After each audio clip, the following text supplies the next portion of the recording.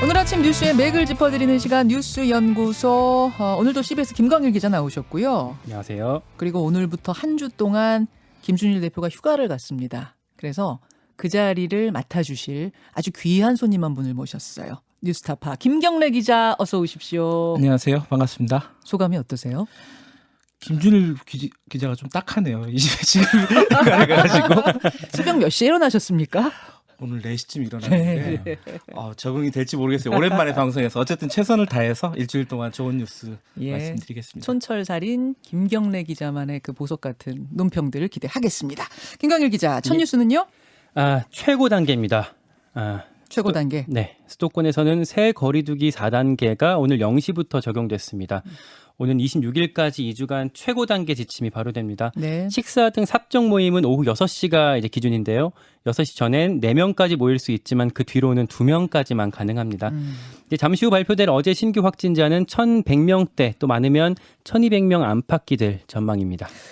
1,300명 넘었던 닷새에 비하면은 적은 거지만 이게 주말을 지냈는데도 이 정도 나온다고 하면 이건 상당한 거예요. 네. 그렇죠? 계속 이어지고 있는 것 같습니다. 몇 가지만 좀 짚어볼게요. 네. 우선 수도권 2가 3불. 네. 저녁 6시 이후에는 2명까지 되고 3명부터는 안 된다.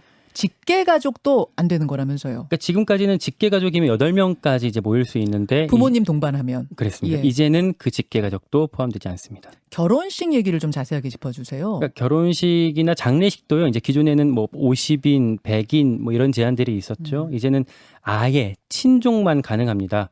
그러니까 결혼식에 이제 친구도 못 부르고요. 네. 따라서 수도권에선 친구 포토타임도 없습니다. 친구 한 명도 안 되는 거예요? 한 명도 안 됩니다. 와, 백신 맞은 사람에 대한 인센티브도 싹 없어지는 거죠?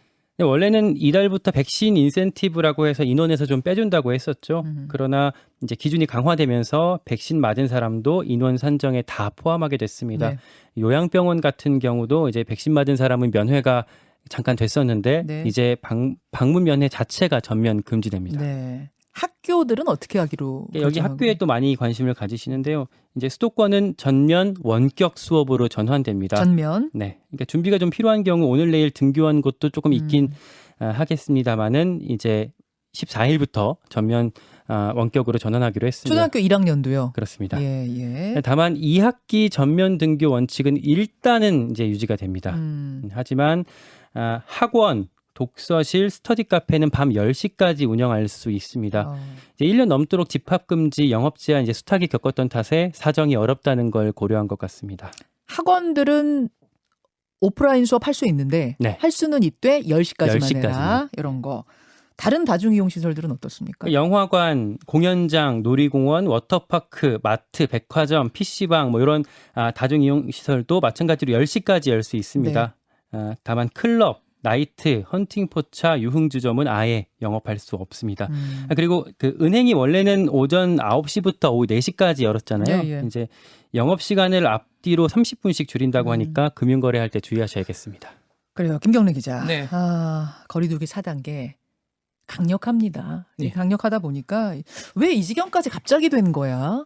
왜 지난 주말에도 안 이랬는데 왜 이렇게 된 거야? 누구 잘못입니까? 하면서 시끌시끌합니다.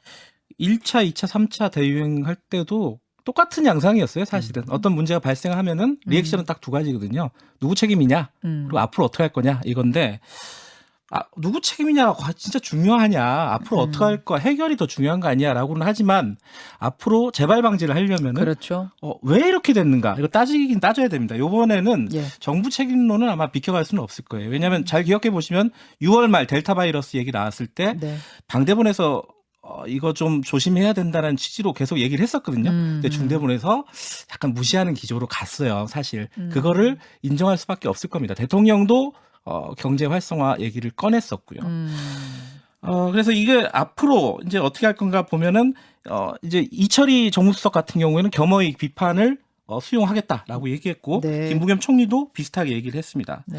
그런데 한 가지 문제는 뭐냐면요. 네. 생활방역위원회라고 있잖아요. 있죠. 이런 거리두기 같은 것들을 조정하는 논의를 하는 그 기구에서 전문가들의 의견이 반영이 안 된다는 불만이 계속 있어 왔고 지금도 있다는 거예요. 그러니까 이 부분이 저도 좀 느껴지는 게 네.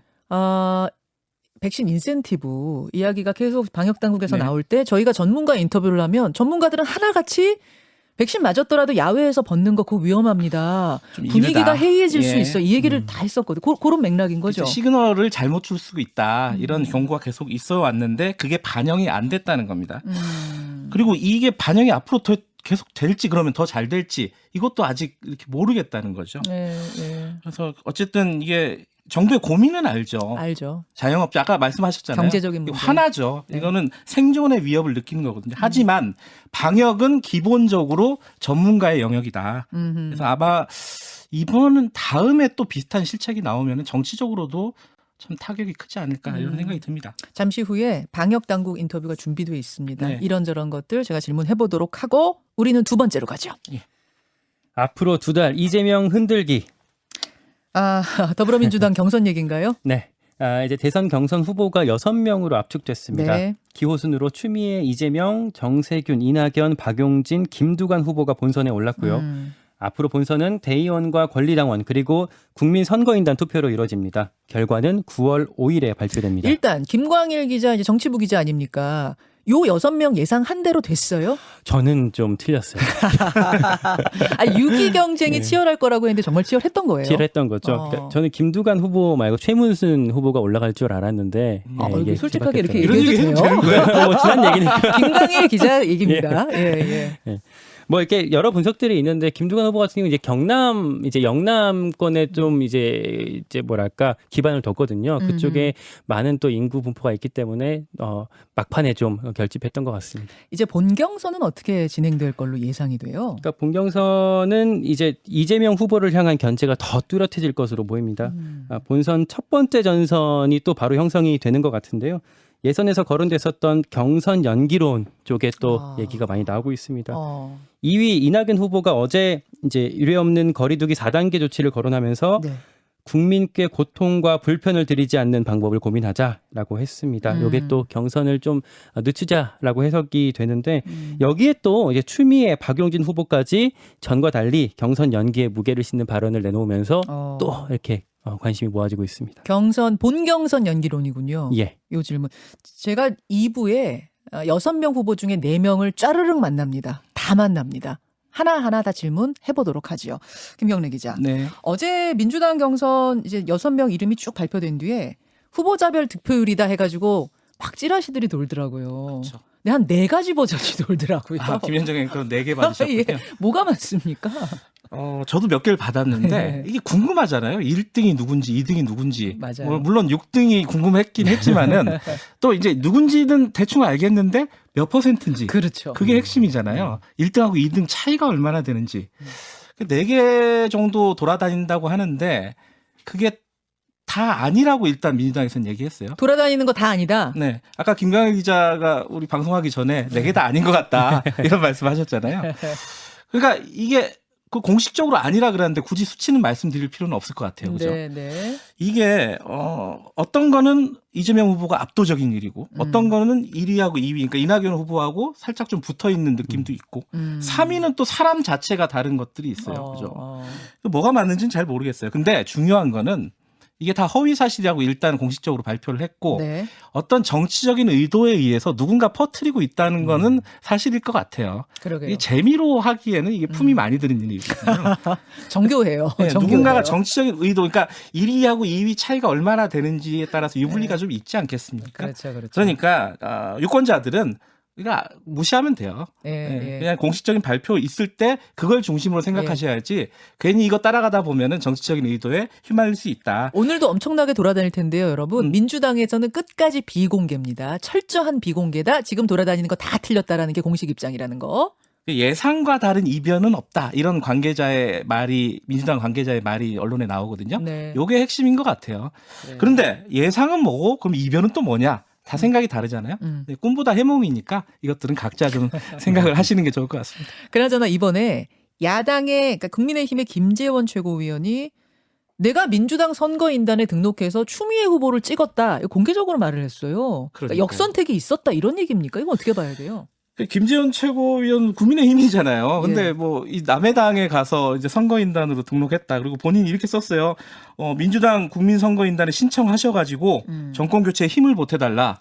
이게 도대체 무슨 말인가 이게 좀 뭔가 좀 이상하긴 하잖아요. 근데 이게 절차적으로 문제가 없어요. 왜냐하면 본인도 국민이기 때문에 그렇죠. 예. 선거인단에 등록할 수 있단 말이에요. 불법이거나 이런 건 아니에요. 아니죠. 근데 이런 거죠. 국민의힘 지지자 여러분들 가셔가지고 국민의힘에게 유리한 후보 좀 찍어주세요. 아. 이런 뜻이겠죠. 아무래도 아하. 속뜻은 그걸 이제 아까 김현정 앵커가 말씀하신 역선택이라고 볼 수 있는 거고. 예, 예. 근데 민주당은 난리가 났죠. 이거 저질이다, 뭐 구태다. 근데 법적으로 대응을 하겠다는데 법적으로 대응할 여지가 있을지는 잘 모르겠어요. 아까 말씀드렸듯이 국민이니까. 하지만 이게 공당의 최고위원이 그렇죠. 이 우리들끼리 이제 술자리나 이런 데서 이런 얘기 많이 하잖아요. 이 페이스북에다 공식적으로 이렇게 쓴다는 게 문제가 술자리에서 그런 얘기 하세요? 아니 그러지 않겠냐. 그런 얘기도 있을 수. 이쪽 지지자들이 이쪽에 가가지고 역선택하지 않겠느냐. 그런 얘기 하죠. 예, 하죠. 서로 간에 그런 얘기를 하긴 하는데 이건 공식적으로 공당의 그렇죠. 최고위원이 얘기를 한 거니까요. 물론 아마 속내는 이런 소음을 유발하기 위해서 썼을 가능성이 꽤 높다. 그 안에서의 분란을. 예, 왜냐하면 김재현 최고위원 페이스북을 잘 보면은 약간 비아냥거리는 어조가 분명히 있거든요. 아하. 그리고 또 한 가지는 국민의힘 경선 룰에 대해서 얘기들이 많잖아요. 지금 이제 당원하고 일반 국민이 5대5인데 네. 요거 비율을 조정해야 되는 거 아니냐 뭐 이런 얘기가 있고 역선택이 일어나면 어떡할 거냐 있었죠, 거기에 그런 대한 발언을 우회적으로 했다라는 해석도 있는데 그건 뭐 전부 다 정치 구단 같아가지고 거기까지는 잘 모르겠고 어쨌든 역선택의 우려들이 여기저기서 좀 나오고 있다. 예. 잠시 후에 민주당 컷오프 통과한 후보들과 인터뷰를 통해서 이 이야기는 조금 더 깊이 있게 해보고요. 김광일 기자. 예. 그나저나 야권에서는 오늘 윤석열 전 총장과 유승민 전 의원이 대선 예비 후보 등록을 한다고요? 네, 중앙선거관리위원회에 대선 예비 후보 등록을 할 예정입니다. 그리고 윤 전 총장 같은 경우는 이제 코로나19 확산을 이유로 들면서 전국 민생 투어 이제 그동안 이제 얼마 전에 시작했었는데 네. 이걸 잠정 연기하기로 했습니다. 최재형 전 원장이 등판을 오늘 한다는 소리가 있는데 맞습니까? 그러니까 그런 보도가 있었어요. 이제 최 전 원장 같은 경우는 이제 부친 상으로 이제 오늘 이제 사무제가 예정이 되어 있었거든요. 근데 그 사무제 중에 현충원에서 본인의 대권 도전을 공식화할 거라는 보도가 있었는데 네. 저희가 확인해 보니까 일단 최 전 원장 측에서는 부인했습니다. 그래요. 지금 장례 치르고 있는 중인 거잖아요. 네. 최재형 전 감사원. 저도 오늘 등판은 좀 이르다는 느낌이 드는데.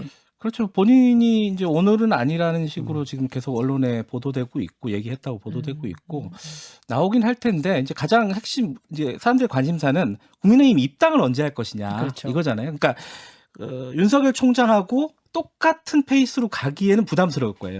따라하는 것 같잖아요. 아하. 후발주자니까. 예. 그래서 어떤 식으로 좀 변화를 주긴 할 텐데 그것이 국민의힘 입당이 될 것이냐 이 부분이 아마 관심의 핵심이 될 것 같습니다. 오늘은 여기까지 두 분 수고하셨습니다. 고맙습니다.